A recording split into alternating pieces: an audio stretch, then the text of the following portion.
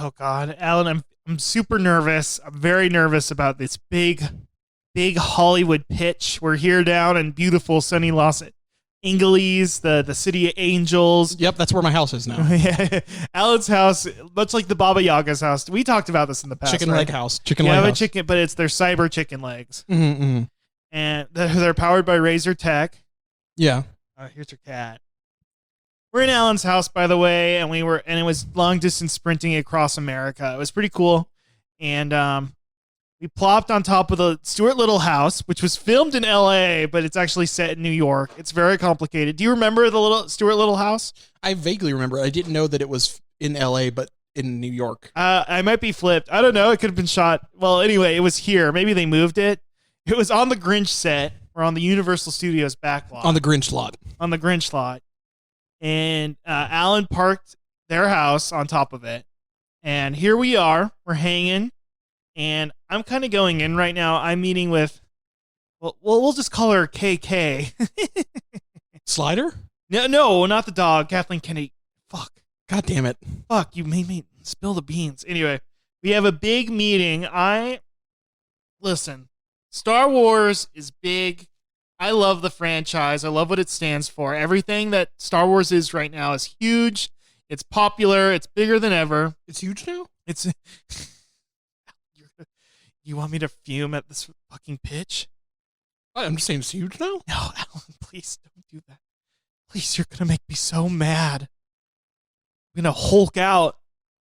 You are going to... Okay. I'm going to Ruffalo on him. I'll stop asking if things are this now. Yeah, anyway, sorry. I'm giving up my morals, and I'm pitching a new Star Wars thing to Kathleen Kennedy. And see, Star Wars is big now, but you know what also is big? What? Origins, backstories. Everybody loves those. We just watched Cruella the other day, and there's some issues, besides the pacing. Music though, fantastic. The music, I mean, I love all these classic 60s bangers that were, haven't we all been walking down our life? Walking down our life. Yeah, walking down our life, enjoying the little things, and suddenly we heard a track on the radio that just kind of perfectly described our day. Like, haven't you ever taken a bath before, Alan, and suddenly you heard splish splash? I was taking a bath. Doo-doo-doo-doo. You know what Cruella reminds me of? Another classic movie that everybody loves and aged perfectly, Baby Driver. Baby Driver, the baby. Oh boy. Okay, now here's my idea for a Baby Driver sequel. The Baby Driver. It's the baby. I thought you were gonna go Boss Baby Driver and get some cross-cultural influence. That would be cool, but okay, why not both? Why about the baby and Boss Baby? Let's save that for a potential oh god, I was thinking of a Space Jam spin-off, but it's the DreamWorks characters. Ooh, now that's a good one. Now that's a picture. Now the DreamWorks serververse worth way more than the Warner Brothers serververse. Yeah, you got Band of Brothers. Yeah. World War II. Yeah, it's all the good stuff. Over the Hedge. Over the Hedge. What other things that DreamWorks owns that's not their animated division? Band of Brothers. Band of Brothers. Shrek's not animated. He's real. Is Transformers? Because Steven Spielberg produced those? Michael Bay, did he work for DreamWorks? I don't know. Anyway, we don't need to go in on this, but I'm just saying if we would have a very funny parody that maybe the Boss Baby could be Boss Baby Driver. I would like Boss Baby Driver. Yeah. And also he's driving around in a little Fisher-Price car. Obviously Shrek would stand on his own. I can't think of I guess Kung Fu Panda. Yeah, that's what would Kung Fu Panda be involved in? He could be in School of Rock and jam with the real fucking Jack Black. Is Nacho Libre a DreamWorks production? Yeah. Well, see, the thing with Kung Fu Panda and Nacho Libre is those are both origin stories. Right. Let's get back on topic. This is not a joke. I have for years have been plotting and thinking and working on the Watto origin story. And you're just your free time. Yeah, I do this in my free time, which I have a lot of because I'm an unemployed fail son. And I have for years been calculating and thinking about this movie and what it would stand for. And let me just tell you. What it would stand for. Yeah, I mean, every Star Wars, has a deep, theme, a deep message. And What are those messages, by the way? It's called Family. It's called. It's a movie about family. Well, we learned from Star Wars 1 that it's about love, David. Oh, it is about love because, as we all know, Qui-Gon Jinn, who fooled Watto, which I kind of would retcon a little bit. I would retcon it to where Watto wasn't fooled. He was actually just a nice guy, and he let him do it. Well, it's not. It's less than that because, okay, this is my thing.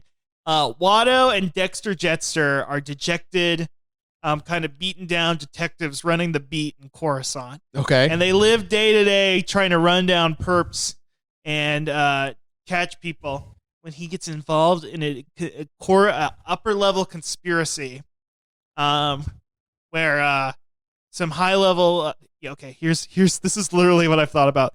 The Toydarians are immune to Jedi mind tricks. Yeah. They are the natural enemy of the Jedi. Oh, they assassinate Jedis and stuff? Right. Okay. And I'm thinking, no, that's not it. I think that maybe, we could bring back a character deep in the lore. Like, we could bring Sifo Dyas. Maybe this is part of the... We could have a young Count Dooku. Young Dooku. Young Dooku. Better than the young Pope.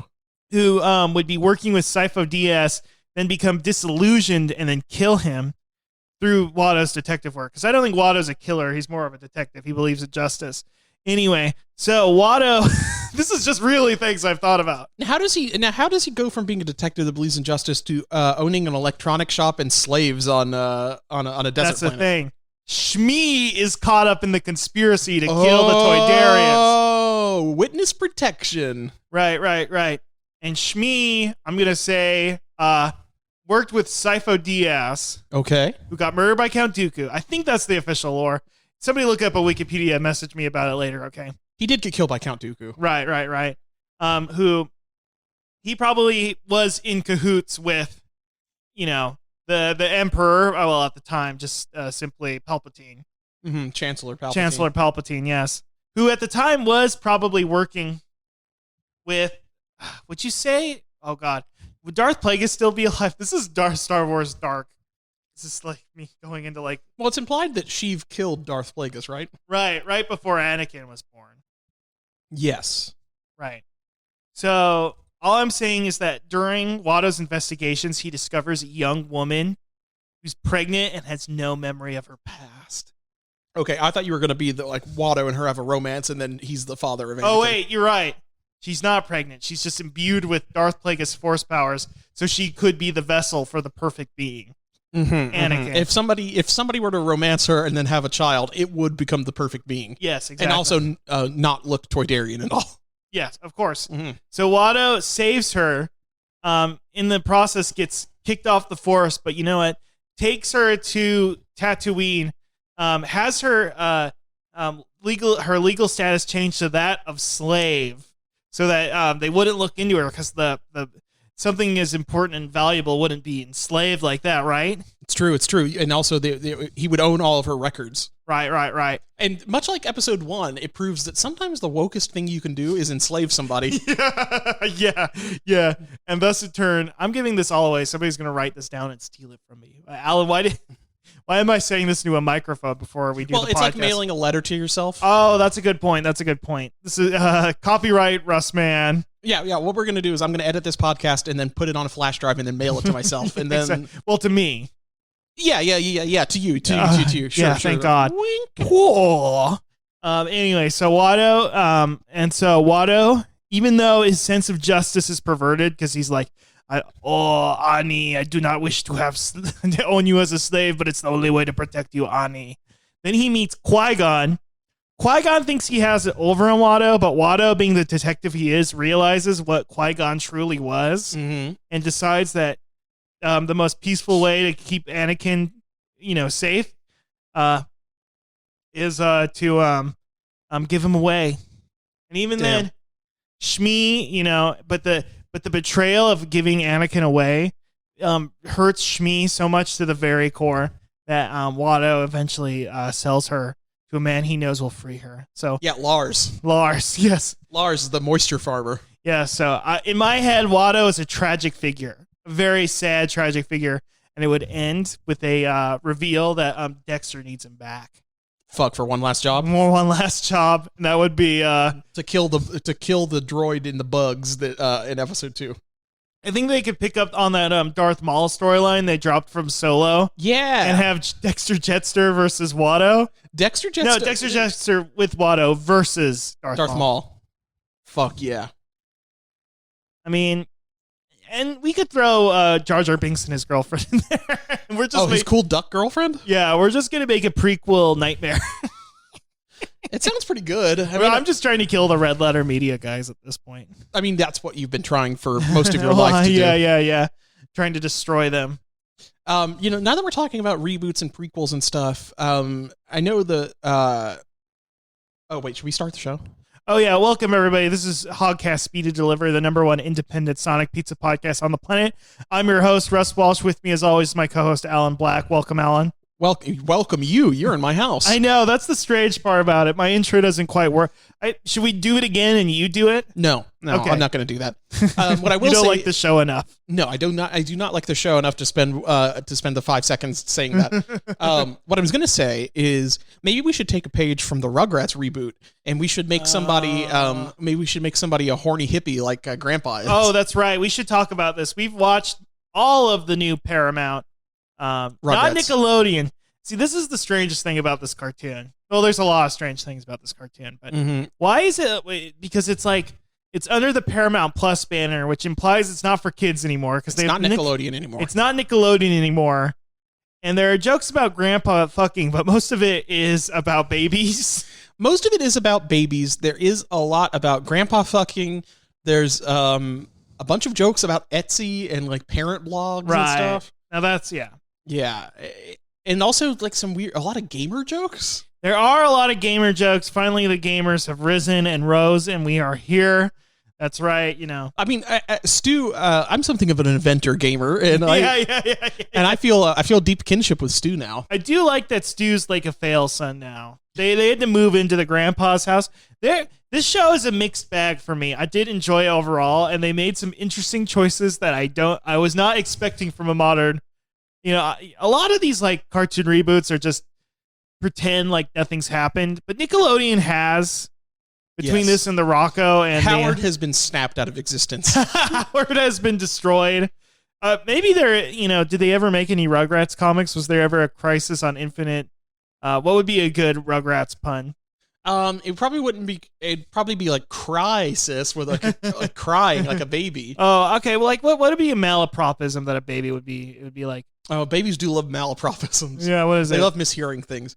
Crisis on Infinite Earths. Burps is good. Yeah, Burps is good. And basically, I think the all grown up cast. Kimmy's gone. Yeah, Kimmy got fucking Thanos snapped out of existence. Kimmy, Kira gone. Yeah. The coffee shop is still there, but it's not like the Java Monster. What was it called again? Is it like the Java Bean or something? Yeah, I don't know. Now it's Betty's Coffee or something. Betty's Bean Coffee. Betty's Beans. Betty's Beans. Oh, how I wish to take a gander at Betty's Beans. I want to know why Chaz originally was like a pencil pusher, like accountant guy, and now he's just going straight to Bean Man. He's going to Beantown. That's right. He's a bean freak. Also, I think the show does confirm the Rugrats are in the LA area. They live in Jimmy Neutron's town. They do live in Retroville? Yeah, there's a bunch of scenes of like of cars just like freewheeling through town, and it looks like Jimmy Neutron's town. There's Retroville is Jimmy Neutron, and then Tremorton is My Life as a Teenage Robot. Yeah, I always get those two mixed up. They do. I mean, it's implied to be LA because they do almost fall in the La Brea tar pits at one point. God, that was such a long episode. That was because that's the most fucked up thing. Usually, all the other episodes of the season are like 2 11-minute half episodes, right? Right. The first episode is 44 minutes long. Right. By the way, this is Quillhead's Talk Shop personally. And then we kind of trailed off there, but yes, there wasn't a scene that implied that Grandpa almost sucked somebody's dick. At a Save the Whales dinner. Right. Which is pretty epic. I don't know. That owns. I think does own. We were so torn on Grandpa at first, and then he suddenly became the focus of the whole show, and we love him now. This became Grandpa's show. Hippie Grandpa is very funny. Boomer Grandpa, much like boomers have grown tired of him. Well, I guess this is still a boomer.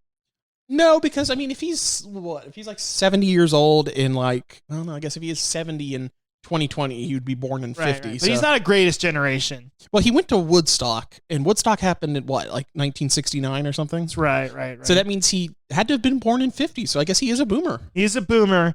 So he used to be greatest generation. Yeah, because I think he fought in the Korean War or something like that. He killed somebody. He killed people. And this one just almost sucked dick. So I guess I know who I prefer. He sucked dick. He talks about he talked vaguely, made like a joke about a communist republic. He's like, in Grandpa's republic, everybody shares their cookies. Oh, I didn't even think about that. That happens. He's always talking about like protesting and also doing yoga, like almost sucking his own dick. He keeps almost sucking his own dick. Right. And it's graphically detailed. Yeah, that's the thing. That must be why it's not the Nickelodeon section on Paramount Plus. Too much of the show is graphically detailed is the thing. Like the carpet looks like it's from like a fucking RTX demo. Right. Like it's weird. Yeah, I think a little pop-up came up the bottom of the screen and said, if you want to download this as a benchmark for your new graphics card. Linus Tech Tips is running Rugrats on his rigs. Hey everybody, it's me, Linus. Just want to tell you now. It's Grandpa sucking his own dick. I quickly realized I don't remember how to do Linus. You don't know what Linus Tech Tips are? I've watched enough Linus Tech Tip videos. He's just Canadian. He does, kind of like Grandpa, make a lot of jokes about raw dogging his wife. It's true. Yeah. It's very true. Mm-hmm. We never found out what happened to Grandpa's wife. No, we just saw a portrait on the wall. I think that might have been one of his like gentlemen or no, female callers. I thought that might have been one of his like protest friends. Oh, okay, gotcha. Because he also had a picture of like him like playing guitar shirtless next to a bunch of like hippies in the 60s. Maybe it was a polyamorous thing. Maybe he lived in a commune. I would like that they don't actually know who Stu and Drew's parents, like mom is. Okay, wait, it would be hard for them not to know who the mom is. Never mind. Okay. But you know what I mean. But right. That happened. Well, we don't know. One of them has purple hair and the other has brown hair. That's true. And we don't know what Grandpa's original hair color is. I thought it was implied to be purple. I don't know. Old people always have purple hair anyway. Okay, by anime logic, I guess if like old people when they get old, they dye their hair purple somehow. That's funny. Dee Dee has a she shed. Dee Dee does have a she shed. She makes content. She is kind of a woke bae. She's an Etsy store person. That's so funny. How do they make money? I don't think they do. They live in Grandpa's house. It's Grandpa's house. Their failed son and a failed daughter-in-law who had to move in with Grandpa. I missed when that was an option where you could just get married and live in your parents' house. Yeah, forever. it's cool. Instead of now where you just live in your parents' house. Alone. without a wife. I know. I was married. I don't talk about this. And I said, honey, I gotta leave you. I gotta move back in. Mm-hmm. Yeah. She didn't want to move into their parents' house. No. Damn. Who's a funny person that could be my wife? Weren't we married to like the Rescue Rangers at one point in time?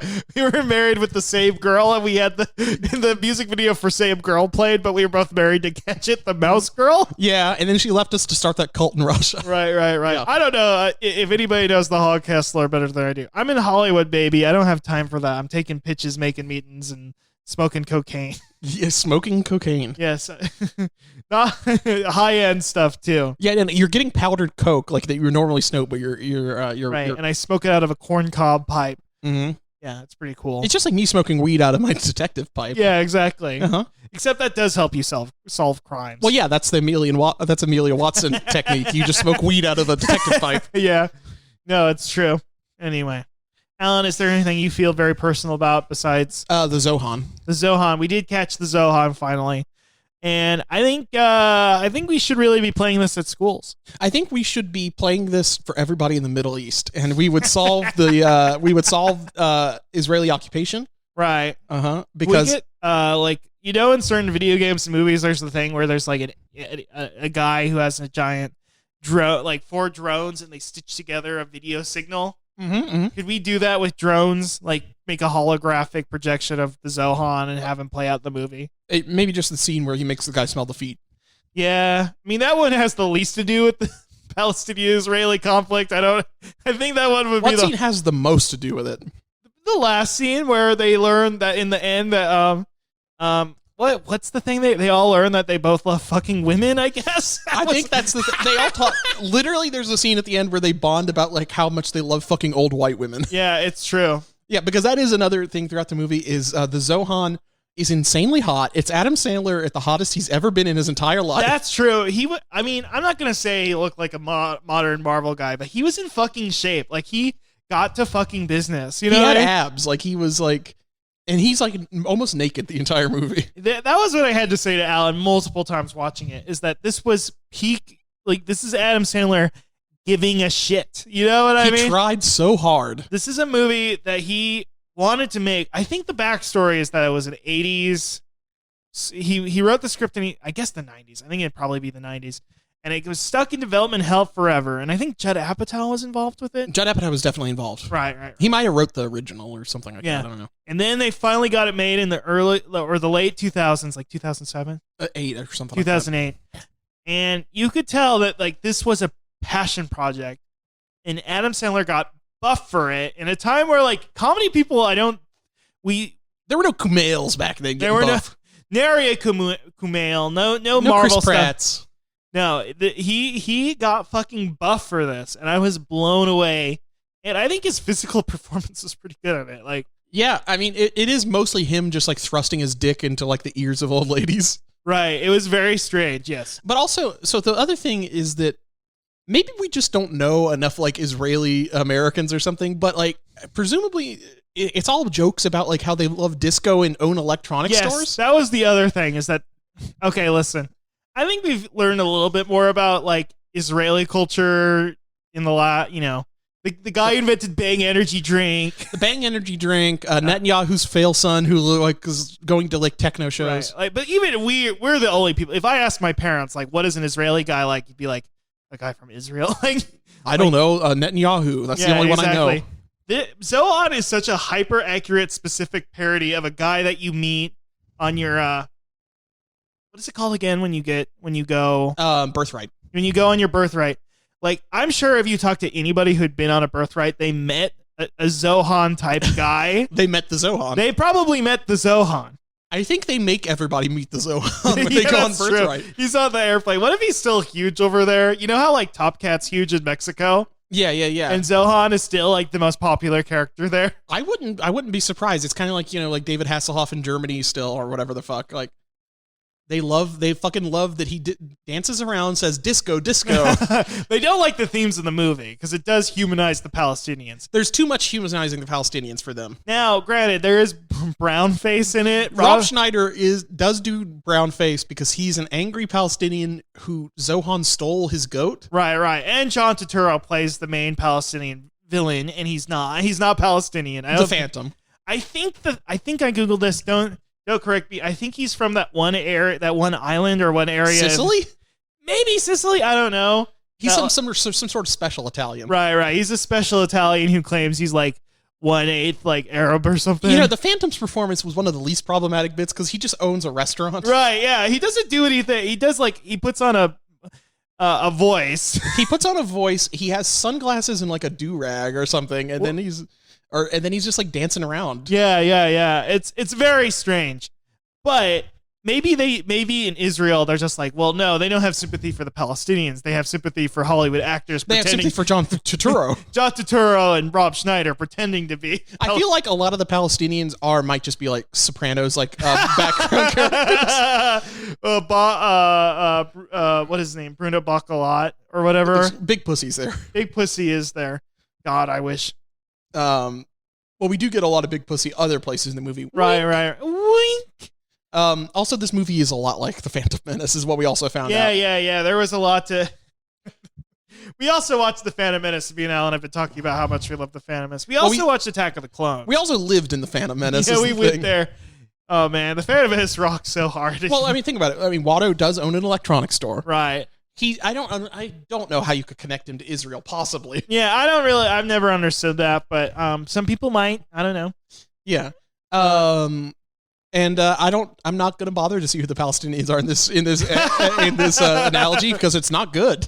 if I draw it out more. The Naboo people have to team up with the Gungans. That's kind of like when the Israelis teamed up with the Palestinians to beat up the evil rednecks. The evil rednecks. And they threw that evil redneck into the gay apartment. And then he got eaten by a giant fish. He did get eaten by the giant fish. There's always a bigger fish. There's always a bigger fish. And you know what? In the end, Qui-Gon, as we all know, Qui-Gon was kind of a subsect of the Jedi faith. And you know what Qui-Gon learned about? Love. And you know what the Zohan learned about? Love. He fell in love with that beautiful Palestinian hairdresser. Right. So I guess the lesson we all have to learn is love is key, I guess. I think love is key. David Copperfield should run his magic show with Blue 32, the little blue alien who spouts love in I guess Dubai? Yeah. That's where everybody in the Middle East goes. That's like the Vegas of the Middle East. Yeah, it's a perfect 1-to-1.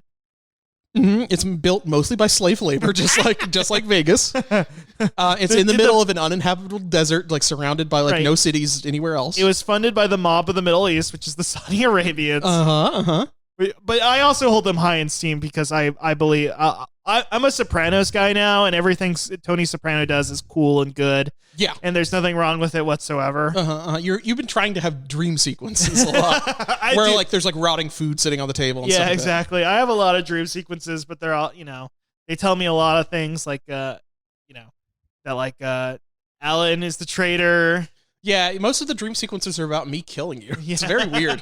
And that's weird because I'm trying to have Tony Soprano dream sequences, but I keep having Max Payne dream sequences. The evil angel keeps attacking you. Yeah. And you do run in bullet time. Alan can do bullet time, by the way, everybody. Yeah. Did Zohan do bullet time at any point? I don't think he needed to. He just caught bullets in his teeth. Yeah, he caught bullets in the air. Yeah. Also, we never learn why him and the Phantom are the way they are. Right. No, there was no secret super serum. There was no Captain America fail.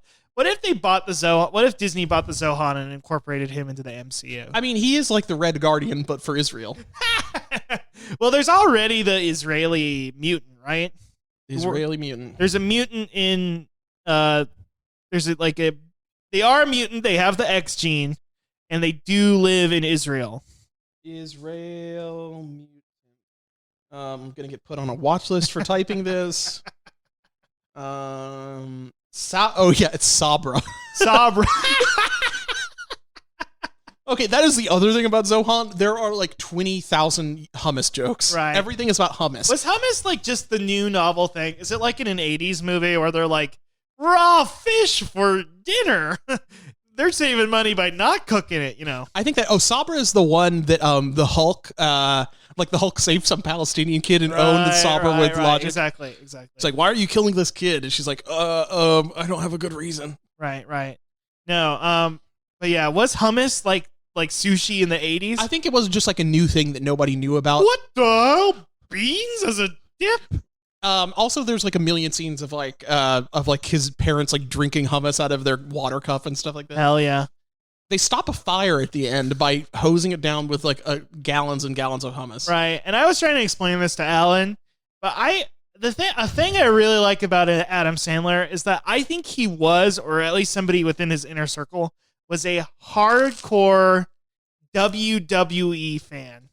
From Stone Cold Steve Austin to The Rock's kind of major WrestleMania match, and after that, totally fucking quit. Probably most people did. Yeah. During the whole Monday Night Wars Attitude Era. I think it's so funny that this guy is I love this very specific era of TV, and then I'll have all those people on, well, mostly just Stone Cold. I'm sure he's tried to get The Rock before. Was The Rock in a Sandman movie? No, but he should be because they're both about family. Yeah, they're both all about family. Dude, Sandman could have been in Jumanji. God, if Sandman was in Jumanji. Jesus Christ, if only Sandman was in Jumanji. Ugh. I think Adam Sandler should be in just about every movie now. That's true. I mean, you don't even have to make him do that much. He just needs to do a funny voice. Well, okay. That being said, I wouldn't want him to. Alan, the one thing I'll disagree. Friend of the show, we really need to get them on. Jamie Carbone. They did say at one point that they're on a tweet that they should have a Hubie Halloween for every holiday. Definitely. There should be a Hubie Thanksgiving. Maybe not Thanksgiving. What's a Hubie Valentine's Day. Hubie Christmas. Hubie Christmas. Hubie Hanukkah, obviously. Hubie Hanukkah. I don't know. Hubie Armistice Day. That's the crossover of the Zohan. The Zohan Right. comes for Armistice Day. Oh yeah, hell yeah. I mean, eventually they're gonna have to do the Sandman verse. Yeah, I would like to see we should get like a post-credit scene in the next Sandman movie where Yeah. little Mickey pops up. Hell yeah. That would be good. Guys, Popeye's still fucking awesome. This sandwich. Ooh. Who's like the Nick Cage, or not the Nick Cage, the Nick Fury of the Sandman verse? That's a good one. Probably Happy Madison, or right? Oh, just the guy in the logo for Happy Madison. Oh, the Billy Madison, I guess. That guy, the rich guy. Right. Maybe the wedding singer. Maybe the wedding singer. Wouldn't it be Mr. Deeds? Because he's the rich guy. He's the rich guy. Though at the end of the movie, he's not rich anymore, right? Doesn't every Adam Sandler movie basically end up with him being rich? Right. Then you could get the Sprouses in there. Mm-hmm. You'd only need one though now. You know that was the whole thing with Mr. Deeds is that that's how the Sprouse twins got their start. Oh, I didn't know that was their start. Yeah, that's how they got their start was because twins are really big in Hollywood in terms of like you can have kids work. Yeah, you can make them work twice as much because you can get rock around so hard. laws that way. That's why the Olsen twins were Michelle on Full House. Hell yeah. Here's something I always wondered as a kid. So on Full House, they have Michelle, and she's played by Mary-Kate and Ashley Olsen. Uncle Jesse has twins, and in the show, they are twins. Were they played by quadruplets? Well, yes and no. I need to know. Okay. I think that they had a mirrored shot where they took, two shots of the same set. Oh, wow. Yeah, I think it's special effects. It's movie magic. I think I could buy that. I think maybe they split the room in half. Yeah, they split the room in half and put a mirror in there, so that way they could have, and they have the kids stand next to the mirror, so it looks like there was another kid standing next to him. Right. It's some real us shit. Yes, truly. Yeah. There's one person I'd never want the Zohan to cross over with. Yeah. Cruella. Oh wait, are we doing the Cruella minute? I don't want to give her a full minute. Oh, I guess we're doing the Cruella minute now. Okay, god damn it. Because we already had a lot of Watto content, and he already texted me that he's not going to be able to make it today. What's he doing? He's at Galaxy's Edge with his family. I guess we're gonna do the Cruella. You want me to play a voice message over my phone? Yeah, let's do that before the minute. Oh, Arlen, how's the podcast going today, Arlen? Oh, you can't hear me, Arlen. I can hear him, but I can't respond because it's a voice message. Family, Arlen, that's right. Me and Yaddle. Yaddle? Me and Yaddle, that's right. We're found family, Arlen. Damn, just like the Zohan, he does like fucking old ladies. Oh, Arlen, we're found family. That's right. We're dating and we have a son. What? And his name's Grogu. What? Oh, Arlen, that's right. But in the canon of Star Wars, we're not related, Arlen. Grogu is my son in real life, the actor. What the fuck? I know, it's very confusing. Arlen. Oh, This is like the time the Buzz Lightyear movie wasn't about Buzz Lightyear the toy, but about the guy who inspired the toy. Oh, Arlen. Oh, no, I will not buy you the churro, son. Oh, Arlen. I wasn't saying anything about churros. Oh, my little boy Grogu. Oh, Arlen. Well, I have to go now. Bye, Arlen. Bye, Watto. Thanks for leaving a message, I guess. Wow, that was such an informative message. We kind of learned some deep Watto lore that we wow. normally would learn in the Watto minute, but this time we're having the Cruella minute. Okay, I'll do a Cruella minute. Let me count down for this.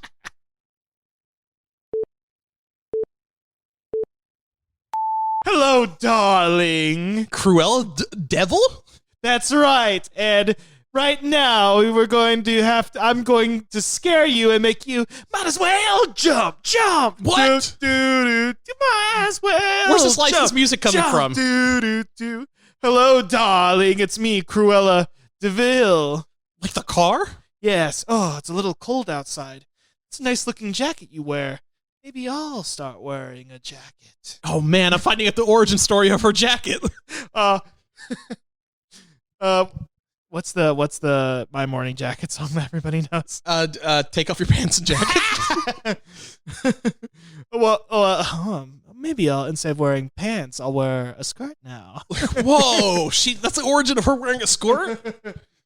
She wore an itsy bitsy teeny weeny yellow polka dot bikini for the first time today. God, this licensed music, this is going to be so expensive to publish this episode. Oh, damn, the minute's over. Now I have to go back to hell because I'm devil. What the fuck? Wow. I can't believe it. That was truly the Cruella's Minute. Damn. I mean, we fit like 3 different licensed songs into 1 minute, so like... Not quite as many as the movie, but pretty close. No. We could, I think they were getting 4 songs per minute at one point. Yeah, there was a point in the movie where I feel like 2 songs were playing at the same time. Right. It was almost a Girl Talk style mashup. Yeah. Jesus Christ, what a movie though. Yeah, what a picture. We learned so much about her, about the history of the dogs, about the history of her hair. It's true. Mm-hmm. Why did she kill dogs in the original cartoon? Did not learn that. No. Maybe she'll go full Joker in the sequel. I don't know. There's so many unanswered questions that we need to have a sequel for this. Right. I spent the whole time going like, oh, I wish I knew that. Well, now I do. And there's just 1 or 2 questions. Every stone was unturned to the point where there were barely any stones left. It was just flat, boring, and meaningless. But now, is 101 Dalmatians the one with the racist Siamese cats at the end? No, that's Lady and the Tramp. Lady and the Tramp. Got it. Okay. Maybe they could start a Dogaverse. Ooh, a Dogaverse? Yeah, because, there's a lot of dogs. We could learn about racism with Fox the Hound. We learned about feminism with Cruella. Yeah. Are there any other Disney dogs? Gurgi from the Black Cauldron? I think he's not a dog. I think he's like a little troll or he's something. He's a little man. I hate Gurgi. But I feel like, I don't know, I'm gunning for the Gurgi role right now that I'm in LA.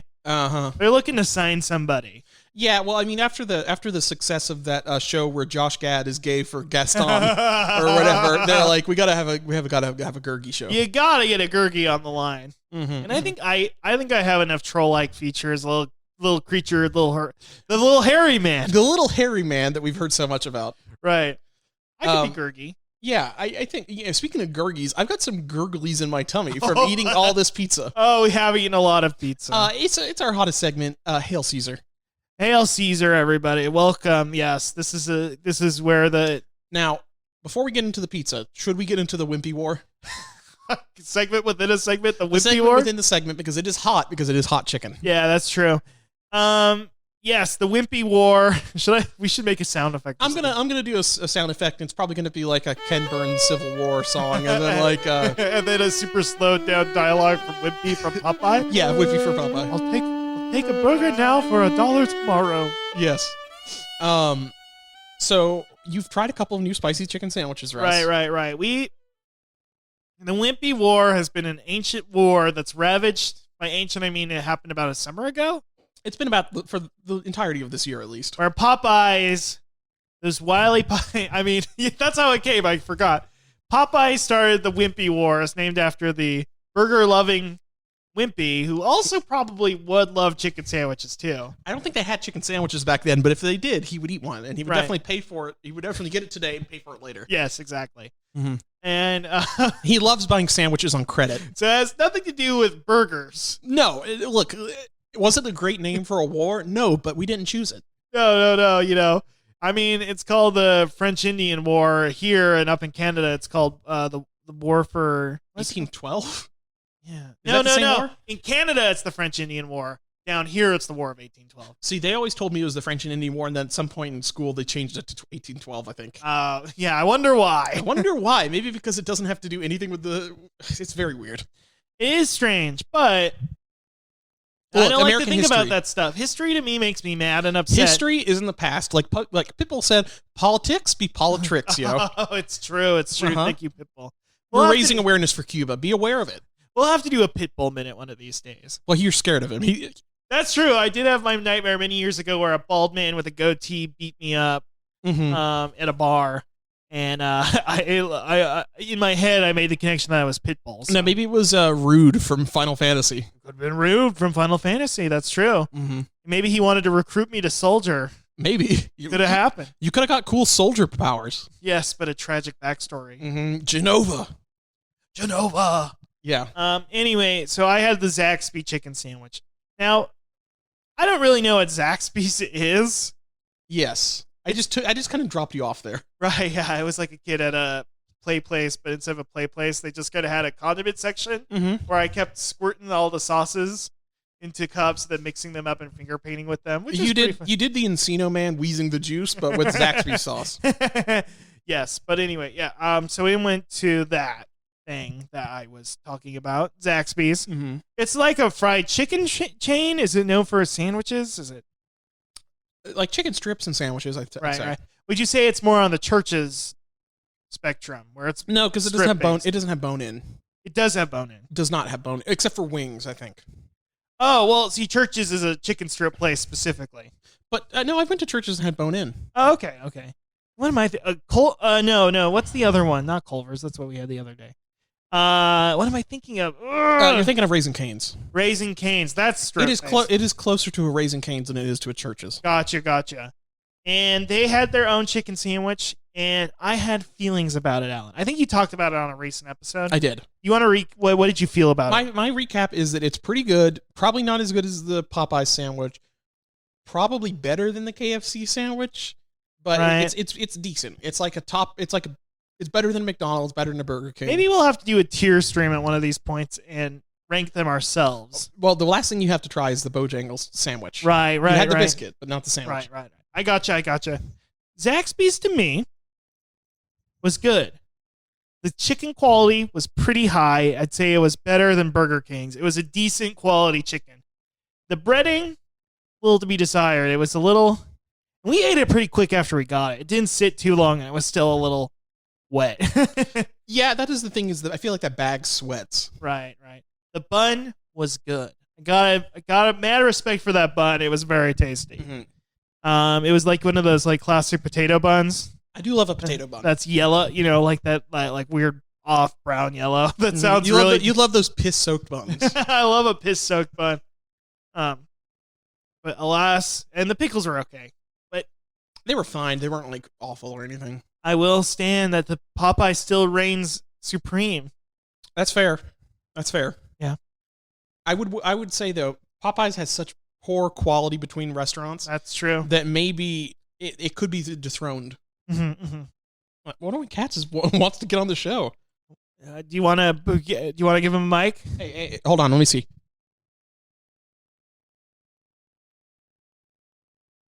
Not saying anything. No. Yeah, a lot of these people like to step up to the bat, but they don't freaking swing. What is this? A freaking live panel at an anime expo? Listen, or something? Sophie, the only cat I want on my podcast are the what? Fucking Mark Maron. Yeah, Mark Maron, exactly. What those podcast cats say about meaning bury Obama? Was Hillary Clinton ever? No, Hillary Clinton was. It would be so funny if Hillary Clinton was hanging out in the garage with Maron. That would have rocked. She was on Stern. She rode the Sibian. I wish. The Zohan wishes. That's all they. Oh, that is so fucking funny that the end of the Zohan is Palestinians and Israelis bonding over how much they want to fuck Hillary Clinton. It's true. I guess that's another stereotype we never learned about, that they love old white women. Yeah, I guess so. Or maybe just old women in general. Who knows? I don't know. Zohan got freaky with an African American woman. Yes. I don't know. Was there anybody else? And it was just everybody that went to his fucking barbershop. And he loved a Palestinian woman, so I assume he would have gone with a older Palestinian woman. Presumably. Yeah. I think he just loves women. He just loves all women. He respects all women. He's a sex-positive YouTuber guy who gets outed 2 years from now. Yeah, that might be... No, I mean... Well, here's the other thing. We also learned that Zohan has huge pubes. Right. And we thought that he had a huge dick, but he might not. He might just have, like... It might be buried in his pubes. It's true. Damn. Yeah, maybe if he did an ad for hymns, He should do an ad for Lawnmower. Yeah, that's true. Get that Lawnmower 3.0, Zohan. Is there a for hymns for... we need to get more listeners so we could start doing ads, and then we could... So for hymns, I know, does have hair loss stuff. Yeah, but do they have pube loss stuff? Do they have any pube loss stuff?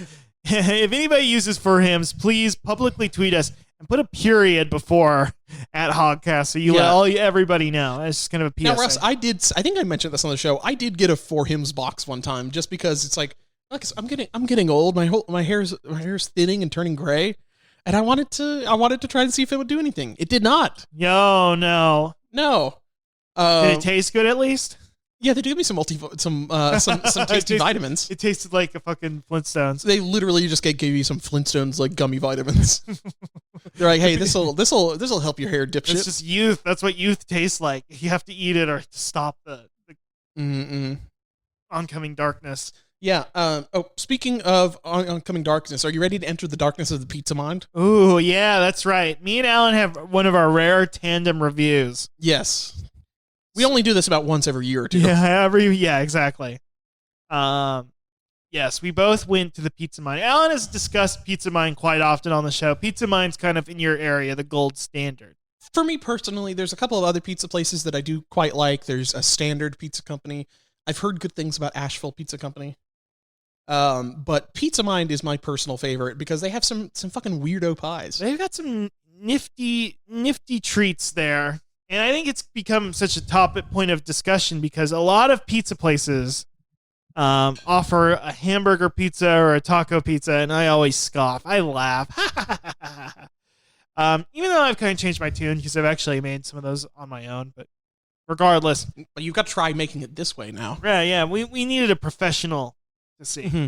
And this is, I've got to say, they have invented and improved upon their taco pizza since the last time I had it. Oh, yeah, Alan was blown away. I don't know if this was a blunder or just this was the only chip available there.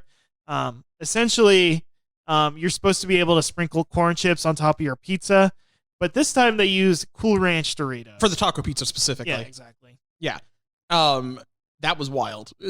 When Russ opened up that little container and said, Alan, I think these are Cool Ranch Doritos. I handed you a piece gingerly. And, I immediately tasted it and went, oh no, that's Cool Ranch. Yeah, as not to obstruct the dust on it, because I did not wish to be called a fool or a liar. Yeah, but you're like, I see the red and black flakes, the iconic flakes of the Cool Ranch. Oh, yeah. They come from Cool Ranch Town, you know what I mean? Well, Cool America. If only that were, Cool World. God, if okay, so you know how in like Europe and stuff they call Cool Ranch Cool American? Yeah. They should call it Cool World. They should call it Cool World. Because chips. it is like a chip from a cooler world than ours. We'll have to look this up later, but I wonder if Cool World made more money in Europe than it did America. It feels like oh yeah. Yeah, probably. Everybody in Europe wants to fuck a tune. That's just a given. Have you seen Asterisk and Obelix? Yeah. I don't know what to tell you. Have you seen Martin Mystery? Oh, the Totally Spies. Yes, the Totally Spies of Italy. Oh my god. But so we tried the Winx Club. Don't forget the Winx Club. How could I ever forget the Winx Club? Oh, don't forget Witch either. So we tried several different pizzas. We tried 4 different pizzas. The titular taco pizza, which I've talked about before, that has refried beans, a mix of like cheddar and other cheeses, ground beef, tomatoes, and I think that's it on the base pizza. And then you sprinkle more tomatoes, diced chips, and lettuce, and then some kind of green salsa. Right.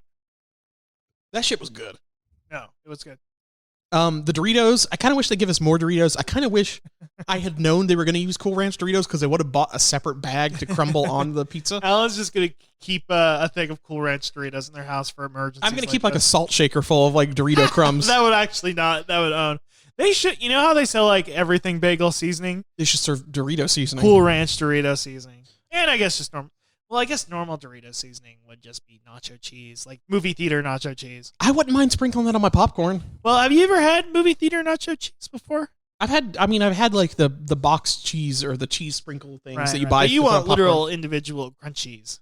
I want there to be a little bit of crunchy. It doesn't have to be. It can be mostly powder with a little bit of crunchy. But can you imagine putting Cool Ranch on your popcorn? Yeah, that's pretty dope. Like you run it through a food. What do you call it? Food processor. Well, you just put it into the big popcorn tumbler. And this is a thing I will try this in the future, everyone. I am going to put Doritos in a food processor, and then serve that on top of a microwave popcorn. You know, I have a NutriBullet. I don't know if I'm allowed to put Doritos in there because it is not nutrition. It's the opposite of nutrition. It just has salt in it. It's like minerals more than anything. Yeah, exactly. But I could try that. That pizza was fantastic. We had the Doc, which I think is the most traditional pie we had. Right. Which was classic red sauce. Classic red. Was it a little bit of a spicy red? Probably, or at least that was just the jalapenos. Yeah, jalapenos, pepperoni, and then some really great homemade sausage they put on there. Right. There's also some onions on there too. Onions too. It was red onions, I think, right? Right. And then the two kind of weirdo pizzas we got in small versions. I kind of wish we got a large of the barbecue, to be honest. Yeah. That barbecue was really good. I would have. Okay, this is where me and Ellen might disagree. I would have preferred the barbecue large than the taco we got. Not to hate on the taco. The taco is clearly the best taco pizza I've ever had. Yeah, that's the thing. Is it is for a taco pizza, it is beyond expectations. Oh yeah, for sure. Yeah, the refried beans as sauce. Russ forgot about that and was so confused when he took a bite of it. So scared. Yeah, Was like a child who got left alone in a in the mall. in the mall. Yeah. Disneyland. Disneyland. Yeah, you got saved by pushing the talking trash can. I still get scared when my mom's not around. Mm-hmm. Yeah, just in general. Just in general. Mom, where But are the you? barbecue pizza was great because it had a nice barbecue sauce that wasn't too goopy or anything. Right. Again, like a mix of cheddar and normal like mozzarella cheese, I guess. The crust on these is golden and really nice. See, I gotta give a mad respect here to these guys. It's a very East Coasty, golden flaky crust, New York style. New York style. Over in Portland, and I'll be doing a future review. I had I won't even name the location. You'll have to wait to know. People are dying, Russ. I know. I had a wood-fired kind of a browner crust, more of a wood-fired kind of texture and taste. And this is more like would you say it's a belt? Would you say it's a belt oven? Yeah, probably. Yeah. It was good though. And it's hard to find. And, I had to say Pizza Mind, it's up there with any of the good stuff in Portland, I had to say. You did say it was very similar to Pizza Jerk. Yes, Pizza Jerk, one of my favorite Portland pizza places. I think, and I've seen like a hot honey on their menu. I bet you could recreate that pizza we got. I just need to fucking buy hot honey. You can get it on Amazon for like $15. You can just also buy peppers and infuse it into honey. I refuse. You've refused to infuse. I refuse to infuse because it makes me confused. So Gotcha. Yeah. So the barbecue pizza, great. We got pork on it. There was a chicken option. That pork was kind of like it was almost like kind of like crispy, like a bacon or something. Right. I'm surprised at how well that pork cooked on top of the pizza in the oven, that it didn't get like overdone or it wasn't like too. No, I agree. Wet. It was really good. We got another cat in here, sniffing around. Okay, he does not want to be on the podcast anymore. He heard us talking. But that pizza was good. The last one we got was the one I've never had before. The Happy Wheel. This is their Big Mac style pizza. Right. Obviously a pun on the Happy Meal. Yes. A thing I still order along with my other food. You love getting the toys. I like the toys. I like the box. I like doing the puzzle on the box. Mm-hmm. And I just like the idea that I assume the Happy Meal money goes directly to Ronald McDonald and Friends. Yeah. It's like a tip to him. Yeah. I think the adult stuff goes to all the adults who are at Disneyland and all the fun and adventures. I think it goes to funding Mayor McCheese. I have petitioned to defund Mayor Officer Big Mac. Officer Big Mac, you're defunding Big Mac. I'm defunding Officer Big Mac and his police force, mostly just because I want to see the Hamburglar back. He's been gone so long. Yeah. Did you see that time that he played a Taylor Swift song when the hamburger was being arrested so he could content ID it? Yeah. But anyway, yeah, so the Happy Wheel was a weird one. It also had cheddar cheese on it because it was a cheeseburger pizza. Right. And then ground beef, but no sauce on the base pie itself. Yeah, something funky like that. And I think it did have onions on there too, or... Yeah, it just had the standard burger accoutrement. Yeah, but then in the little topping container they gave us, right, it was Thousand Island dressing that you could sprinkle on the pie. Right. Which I think actually did improve it. Right. It added some moisture to what was a bit of a dry pie. Even though it was a dry pie, it wasn't bad by itself is the thing. No, it was more like a funky flatbread cheese thing. I think that might be the thing here, is that even when it's like an incomplete version of the pizza, the ingredients are good enough that it's like still good. It was funky in the way that like a Mac Tonight is funky. And not a racist. Not racist. Listen, we're not talking Moon Man. I refuse to accept Moon Man. Moon Man is not real. Moon Man's not real to me. Listen, there are two things that are real to me. this funky little life of ours in the world of Star Wars Episode 1, The Phantom Menace, and Moon Man. I guess there's 3 because I also believe in McDonald Land. Yeah, McDonald Land's real. Oh, fuck. We got to watch that before you leave. The Ronald McDonald. I thought we were going to watch that on a stream at some point. Oh, yeah, I guess we can do that. Our friends need to join us. All of our beloved listeners and fans of our content need to join us. We also are not allowed to talk about Space Jam until Ravi sees it. Right. You're probably all sitting here going like, what the hell did they think about it? Well, if you've seen the reviews and what people reacted to it, you're probably expecting love. Love, David. Love, David. I guess that movie was a little bit about love, kind of. It's about loving your kid and letting him game. But I wouldn't know. We're not talking about it now. But we need to get Professor Mickey on. What I will say is that they were pandering directly to us with those Hanna-Barbera characters. Right. Well, not really, because it's more Hanna-Barbera baiting. They are Barbera baiting, yeah. Yeah, Barbera baiting. Which I like to do in my free time. I'm always on Tumblr accusing TV shows of Barbera baiting me. Yeah. I mean, that's what all those, like, you know that there are like real Space Ghost fans that would get mad at Space Ghost Coast to Coast. Because it was a talk show and not the real thing. Comedy talk show and not the real thing. People got legitimately really fucking mad about it. There was so much Space Ghost in Space Jam, though. There was a lot of Space Ghost. He was just flying, or he was hovering over the basketball game the entire time. Like, Space Ghost, aren't you going to step in? Yeah, exactly. No, but that's all we can say. We're not going to say anymore. We're not going to say anymore because we need Professor Mickey on. Because in many ways, this is Warner Brothers' attempt at a Kingdom Hearts. It is Warner Brothers' attempt to win Ravi back to the dark side. Oh, to get him to join the world of dark. They're trying to Nort Ravi. They're trying to Nort Ravi with this Mickey movie. That's right. They are. They're using basketball to bait a young man back. Back to traditional Warner Brother They're values. tempting with the power of the dark side, much like Darth Sidious did to Anakin. Right. Because they did the Taco Tuesday meme. They did. Hey, shh. I don't say Taco Tuesday. Anyway, that happened. That movie was bad. Maybe it was bad. You know what? Not the worst movie we've seen. Maybe somebody who spent a minute on the show earlier today is the worst movie we've seen. Yeah, maybe it was. Maybe you would call that movie a little cruel to the audience. Maybe the 2-hour runtime of that felt like it was draining the life out of me, and I was physically exhausted by the end of it. Right. After why did we do a day where we watched Space Jam and then Cruella? Why did we do? I mean, because I think it's like when you do a polar dive where you jump into cold water and you're like, I could jump in cold water it's all like day. Muscle confusion. Yeah. But your brain confusion. Brain confusion, which is normal confusion, really. Yeah. Anyway, Pizza Mind, if you got to give it a fork ranking out of 5. A fork ranking?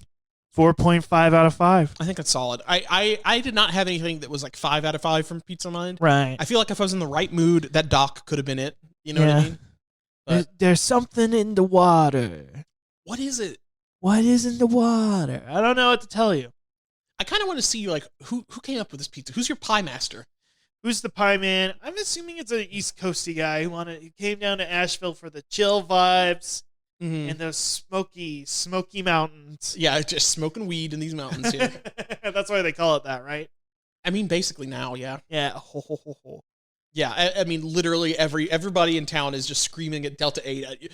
Every time you've went outside, Russ, somebody has screamed at you about Delta 8. Right. That's all we care about. Okay, they'd ask me for a light and be like, okay, and I'd pull my lighter out. They'd be like, no, a light, like a blue light that would turn on when you held the pen down for the Delta 8. Remember when Sam Jackson did that cool shit where he was like smoking one of the early e-cigs and it was like that one that looks like a cigarette but just lights up blue at the end? Yeah. I miss those. Yeah, I don't know. What was wrong with the blue light that the FDA had to kill that? They thought it looked too cool is the thing. They made vaping too cool and they're like, kids are going to do this so much. When did you first hear about e-cigarettes? I was listening to a podcast and the host just puffed a bunch of big e-cigarette puff. One of the other hosts. Were you listening to our podcast, Russ? No, because I mean, I would be vaping and blowing the smoke in your face right now if I didn't have to go drive later today. Alan. That's all I do is smoke that Urkel. Yeah, you're on that purple Urkel. I'm on that Bruce juice, baby. From that episode of Urkel where he took the Bruce juice and then did a racist karate move. Okay, yeah. I thought, what did he take to turn into Stefan Urkel? I think he got into a machine to do that. Right. And then he became Robo Urkel for an episode. He did become. I think that did he become Robo Urkel? I think he made Robo Urkel. Well, at one point in time, Stefan Urkel got split from Steven and became a separate entity. Is that what the movie Split is based on? I see that or it's Altered States. I don't know. It's one of the two. Oh my god. I do like the idea that like Stefan Urkel is like his dark passenger in his mind, and he like formed his own consciousness. Yeah. What's that one? I need to watch this movie. I reference this movie all the time and have never seen it. The Denis Villeneuve movie Enemy with Jake Gyllenhaal, where he meets like an evil version of himself. I don't know that one. Yeah, I need to watch. Why do I make references to movies I've never seen? I just know about. Because you read TV tropes. I am a TV tropes editor. That's my thing. Mm-hmm. You're just going onto the Rugrats page and adding nightmare fuel. Yeah. Well, what's the trope for almost sucked dick once? I'm going to look that up I'm going to see if there's a something on there about Grandpa from Rugrats being gay. That's pretty good. Okay. I've got that queer baiting? It's probably queer baiting. I'm imagining one Rugrats fan after all these years. They're just like, finally. Well, I guess Betty's gay now. Betty is gay now because Howard's dead. Howard died. He never existed. Yeah. Now, what if he was the sperm donor though? Oh fuck. What if he does exist and he's just the sperm donor guy? What if he's the life donor, as in it was a Madoka situation where he had to give up his existence so that the rest of the world could live in peace? Oh, so you're saying that Howard from Rugrats became a natural law of the universe? Yeah. So that there would be no more witches born? That's why everything is like more LA, instead of being so, middle America, it's a little bit more, Hollywood, a little bit more LA. It's because Howard himself was that kind of way. You know what I mean? Was he? I don't know. I thought he was a cuck was the whole thing. I guess he was a cuck. I don't know. I thought he was just like a little wimp and his wife was tough. That was the whole thing. Well, maybe he was an LA cuck. Maybe he was a Hollywood cuck. You think he was Bolt Driver LA? His one thing is like, I'm gonna miss my kids and I'm gonna miss WandaVision season 2. Fuck. Okay. You know what? I'm not gonna miss. Well, I don't know. Have you been missing Chuck E. Cheese ever since the pandemic? Yeah. I mean, I miss it in like a spiritual sense because I'll drive past it and I go like, I kind of want to go in and just look. You want to see Munch in the gang? Can you be like a grown man and walk around and like have a Ratatouille scene there, like where you eat a slice of the shitty pizza and then you flash back? They should have like an Adult Swim for Chuck E. Cheese, so an adult can just walk around. It's called Dave and Buster's. No. Well, they don't have the brand. They should also have all the games I played there as a kid. Episode 1 Pod Racer game, arcade game. Yeah. They should have that. There should be actually like an adult Chuck E. Cheese, and by that I mean a Dave and Buster's basically, but they have an animatronic band, right? Because that's what I really want to see is the animatronic band, right? I really want to be one of like, them should be like a sexy lady too. If I had a bar like pizza in my dream future where I've retired and I've just owned my own bar and pizzeria place, right? It does have like an animatronic band, and one of them is like a sexy lady, right. Also, and they're also doing like Lil Wayne songs, like those people that reprogram the Rockafire explosion robots. Right. And you lie about being Italian. Oh, are you kidding me? Right. You know how many times growing up somebody said like, Alan, are you Italian? just because I have black hair, like vaguely could be maybe pass for Italian. Yeah. You also just have that fiery Italian aura around. Well, I am always. Well, first of all, I did dress exactly like Tony Soprano throughout all of school. You did wear a bowling shirt. I was wearing a lot of button-up shirts like that. You also did kill a lot of people. Yeah, for honor though, because you were a soldier. And I was always having a panic attack whenever I saw ducks fly away. It's true. Because it's like, oh, my family's leaving me. It's true. They're leaving the nest. Chuck E. Cheese, it's back. Frozen Chuck E. Cheese pizzas are now in grocery stores, and they come with prize tickets. Yo, we're gonna have to. The part of my brain, it's that part of your brain, like when you're a YouTuber who's like, oh fuck, this movie, the new Star Wars movie comes out, I have to review it.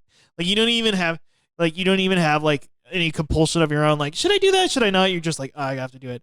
One of us has to buy this fucking pizza and eat it. Well, you might have to do it. Available exclusively at Kroger stores nationwide. Huh. Weird, right? Huh.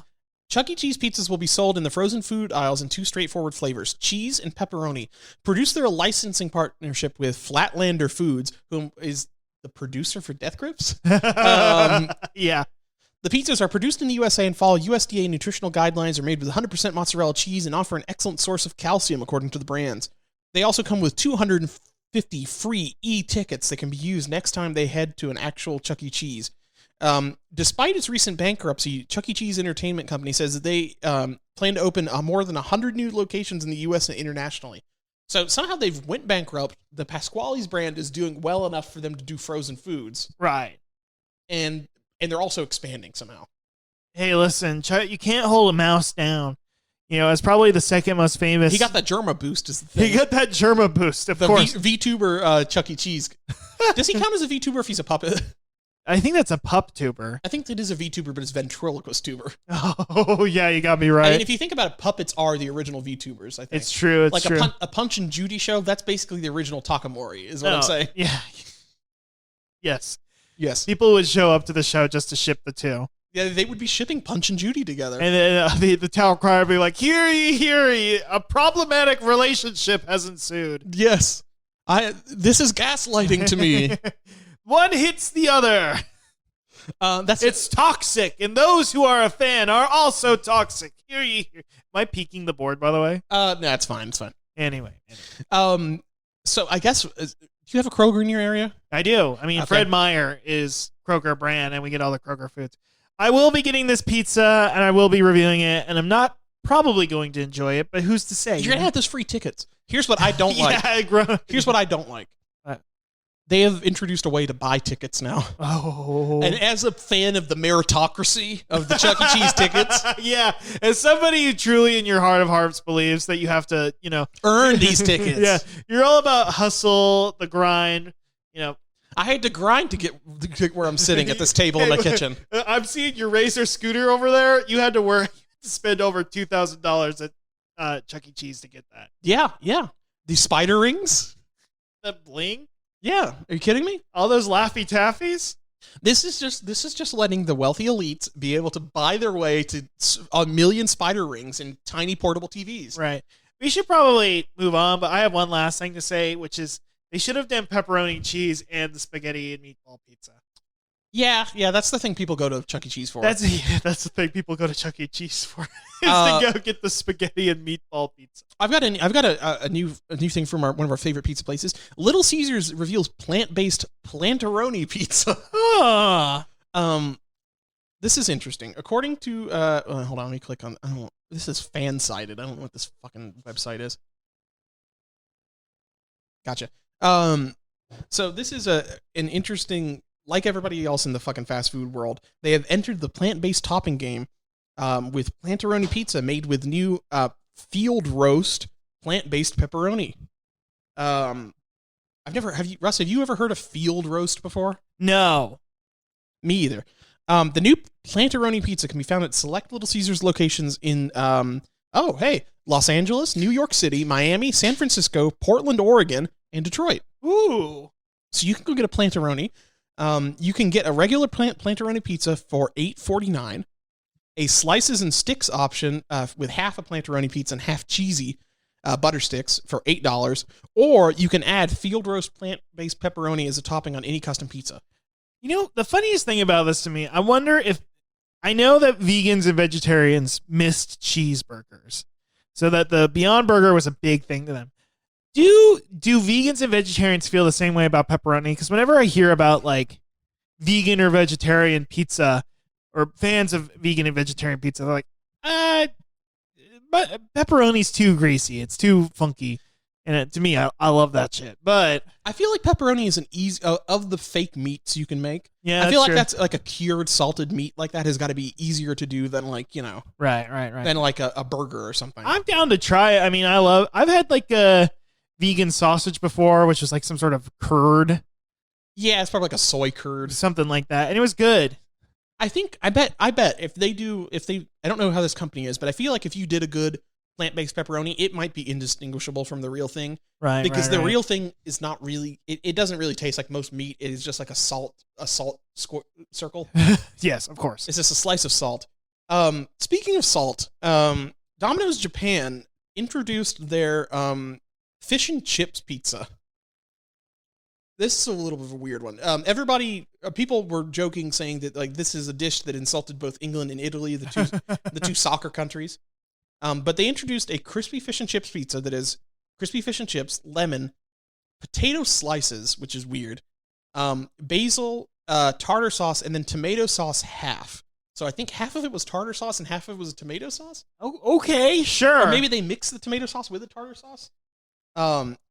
Japan apologized. The nation of Shinzo Abe. No, Domino's Japan said, "We are very sorry for our fish and chip pizza has caused so much trouble. We think it's quite delicious. If you are in Japan and would like to challenge, let us know."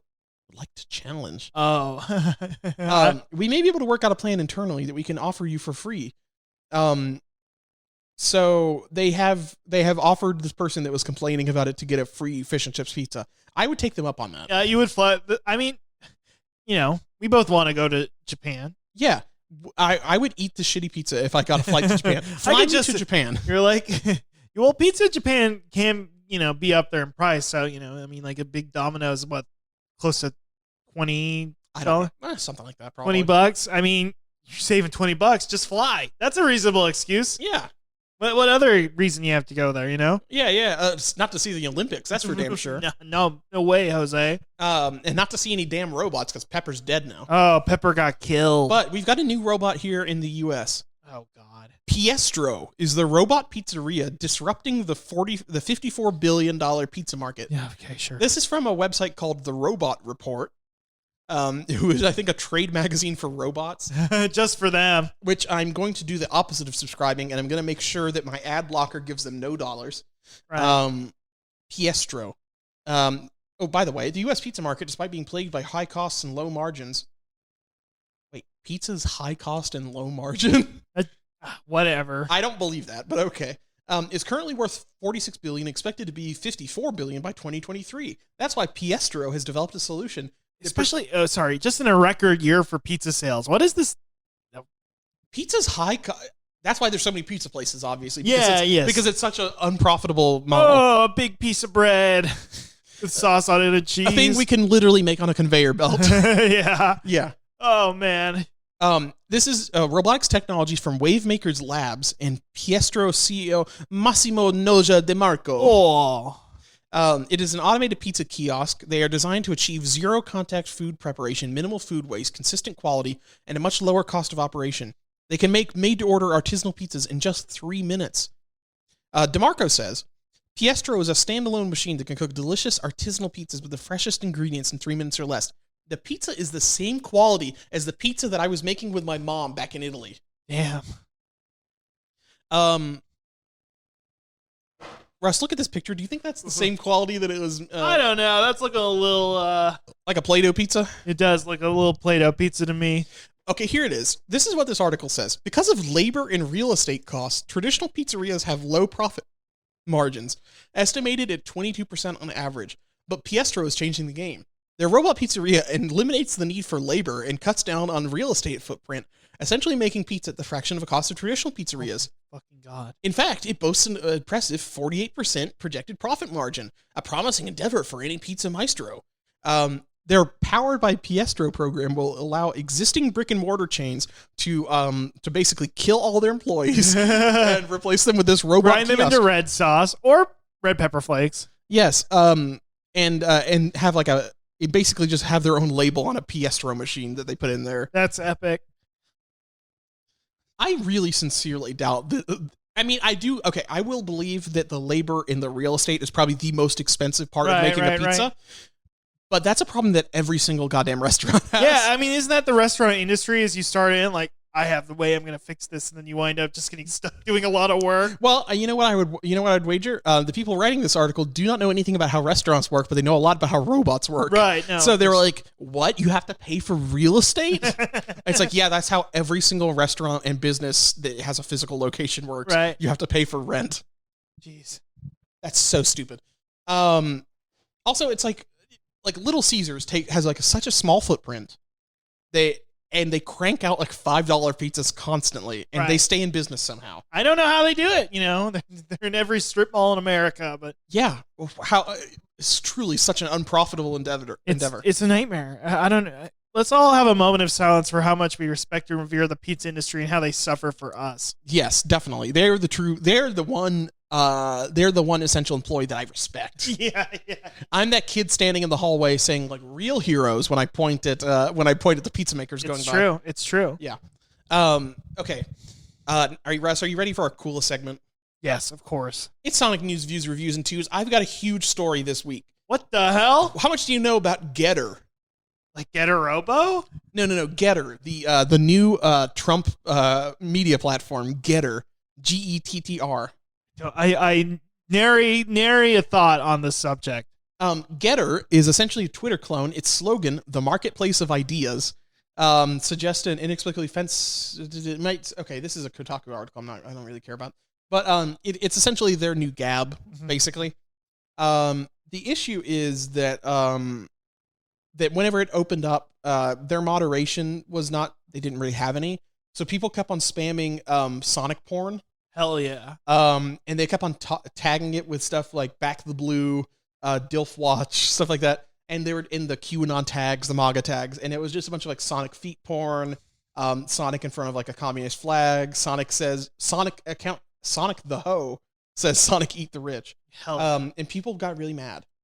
Leftist Sonic video game memes, general hentai, and sometimes Sonic hentai has been hard to miss for would-be users of the new GETTR social app.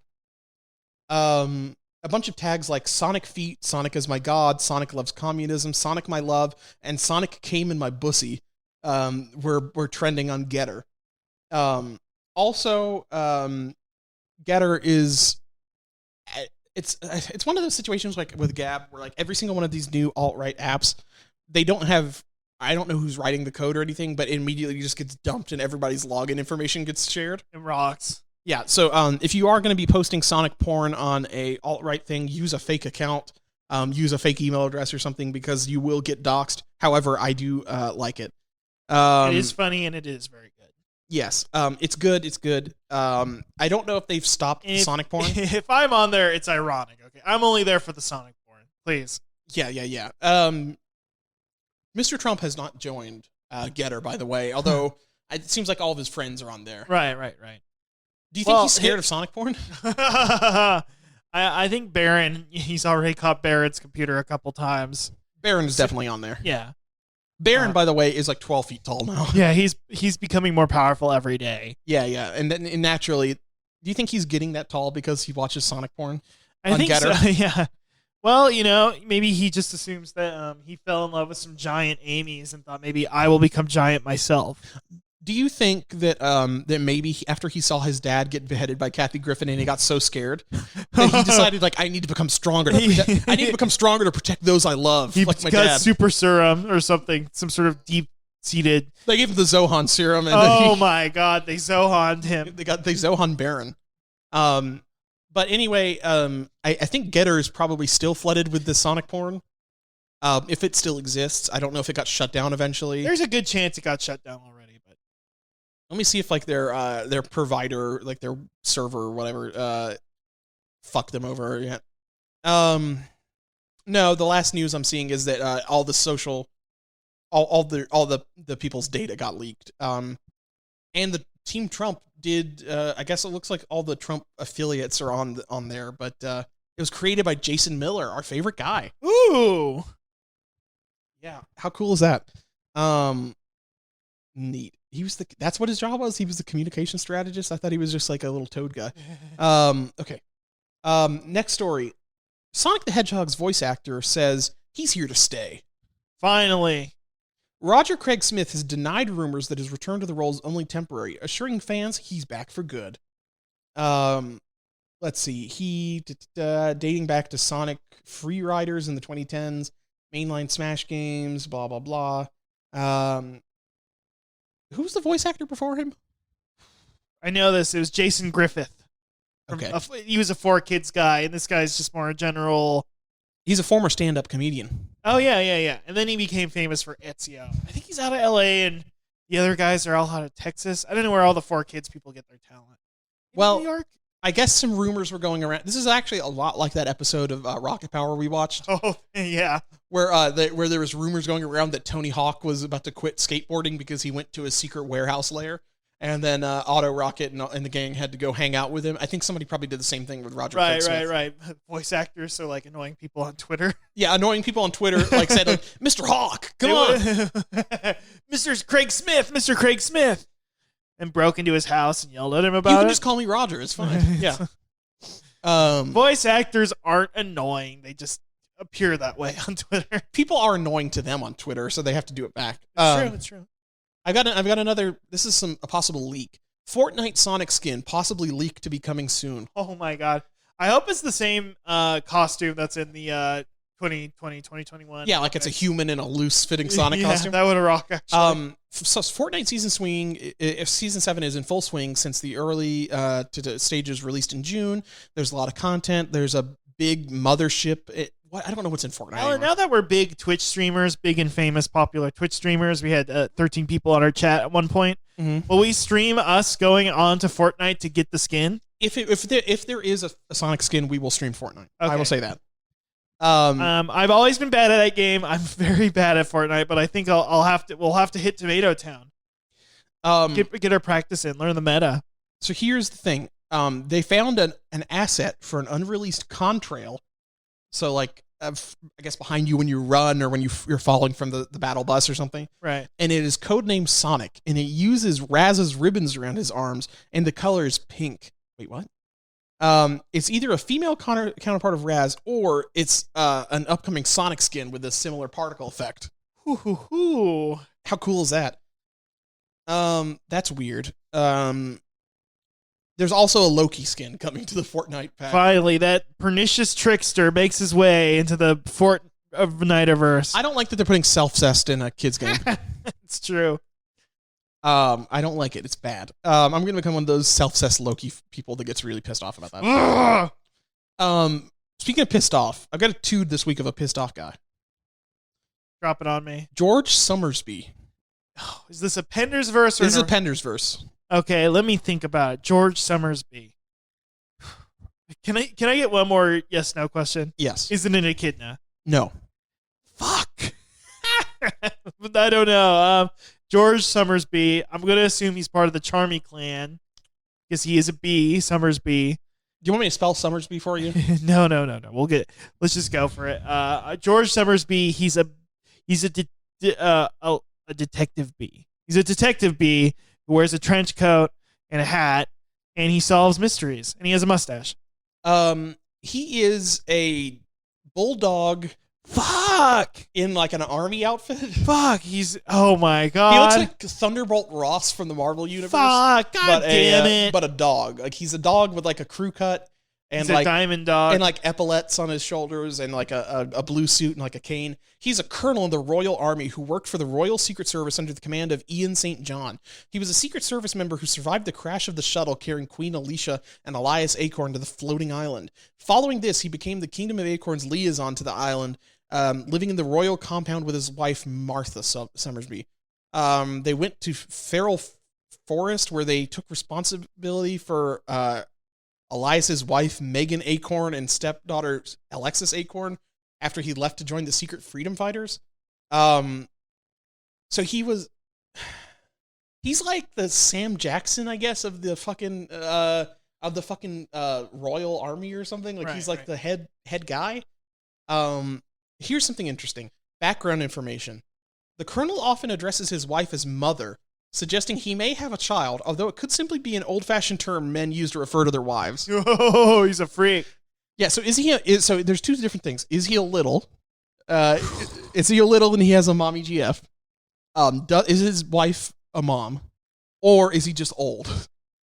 Maybe all three. Penders is an interesting guy. Do you think he's mommy dom GF? Interesting. I mean, there was a tweet going around that like in the 70s and 80s that all like the most successful popular comics were people just selling their own fetishes to people. I mean, Wonder Woman famously. Wonder Woman, Claremont's X-Men and the Hellfire Club. you know, what Ken Penders, he might be into it. I don't know. George and his wife's appearance in the feral forest may be an indication that the pair left Angel Island, undoubtedly as a result of Eggman Empire's occupation, as a result of their alliance with the Dingo regime. As you know, the Eggman Empire allied with the Dingoes, the Echidna's natural enemies, to take over Angel Island that one time. Right. Yes. So what do you think about this this fucking Colonel George Sommersby? You know, as far as military types go, he's pretty funny. Now, you respect the troops because you went to Bojangles with That's me. true. And in the drive-thru of Bojangles, they make you respect the troops. All right. Well, I guess that's the toot of the week. I feel bad. Do you have anything else you want to plug? No. Besides your dick to get the piss out of it. I'm because you're about to piss your sorry, pants. everyone. I drank a Pepsi to wake up, or a Diet Dr. Pepper. Listen, You don't even know what sodas you're drinking. I'm going nuts here. Okay. Follow the podcast at Hogcast Destiny on Twitter. I'm at Findom Earl. Russ. Piss Goblin. And we will probably be doing some more Twitch streams soon on the Hogcast Twitch channel. So follow us there. Yeah. Give me that Twitch Prime sub. I don't think they can do that. Yeah. It's no, we're not partner yet, so we can't get that yet. But Fuck. when we do go partner, please follow our Twitter feed so you can get the updates on the stream, so that we can become partners and then live a comfy Twitch experience where I make loads and loads of cash forever. Yeah. Definitely going to do that. We're going to get Watto to get in a hot tub at some point. Oh, maybe fart. Yeah, maybe fart. Or in a maybe hot tub. not fart. I don't remember if what gets you banned or not. You know what's very funny? There was somebody that got in trouble over a fart. Yes, I saw that. Yeah, the lady who farted into a mic for like a redeem or something. But we were definitely not do that. We've definitely not let Watto do that. Until next time, though. Live and learn. Live and learn.